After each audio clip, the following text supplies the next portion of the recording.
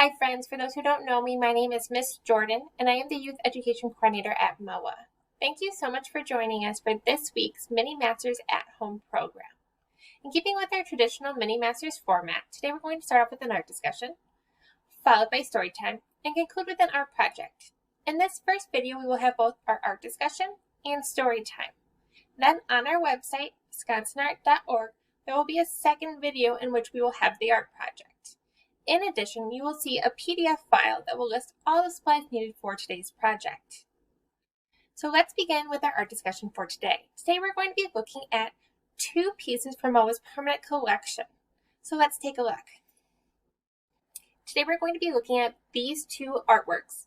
They were both built and designed by Fellared, and they were designed and decorated by Lysne. So overall, we have two chairs, and I know oftentimes we have the discussion, do we consider furniture or chairs artwork? What do you think? Let's take a closer look at these chairs and see what we notice. Are these chairs like typical chairs we find in our home? Or are they a little bit more special? Did someone have to put hard work and build these chairs? Did someone have to figure out the designs and patterns to paint on them? Oftentimes we consider furniture art because there's craftsmanship that goes into them, and as well as the designs and patterns that are painted on them. Let's take a look at the one chair on the left, the one with the horses on it. See if we can take a closer look.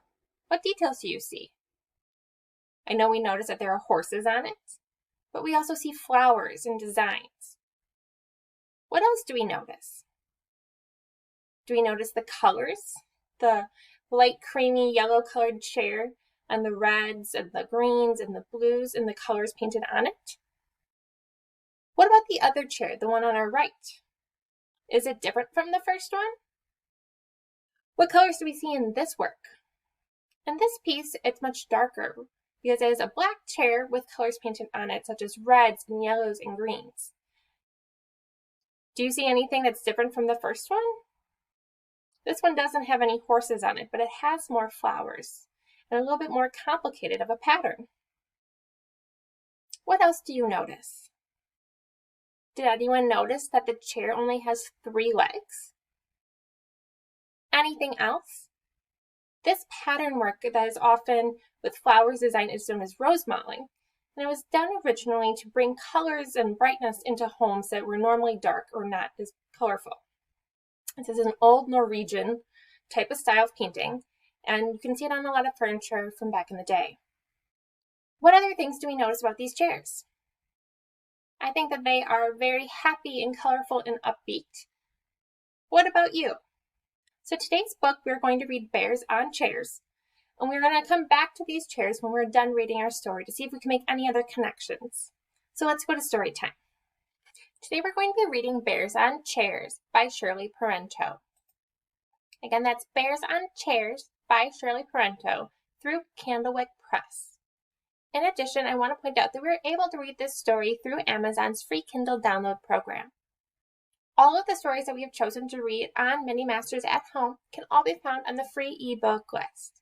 For more information on Candlewick Press and the copyright information, I will make sure to stop on the last page of the story where it can all be found. So let's get on with our story. 4 small chairs, just right for bears. Where's the bear for each small chair? Calico Bear sits on a chair. He likes it there, on his one chair. Now Fuzzy Bear wants a chair. She climbs up there on the second chair. Another chair is over there. Yellow Bear takes that chair. Here's a Floppy Bear. She takes a chair. She's happy there on that last chair. 4 happy bears on 4 small chairs. Not a bear has to share. Oops! Big Brown Bear looks for a chair. There is none there for that big bear. What a stare from Big Brown Bear. That big bear wants a chair. Can Big Brown Bear make a pair with Floppy Bear on her chair? No, Floppy Bear and that big bear cannot share one small chair. That big bear needs a whole chair, but there's none to spare. Poor Big Brown Bear. Look, Calico Bear shifts his chair over there near Big Brown Bear. Big Brown Bear helps Calico Bear make one double chair for 3 to share. 2 of the bears fall off the chair. That double chair can't hold 3 bears. Oh no! Fuzzy Bear looks over there. She scoots her chair beside the pair. Now Yellow Bear scoots his chair. Will one long chair hold all those bears? First Big Brown Bear, then Yellow Bear climb up there on that long chair. The other bears look over there. Is there room to spare for 3 more bears? Yes, there's room up there for all 5 bears. Now it's fair. The bears all share.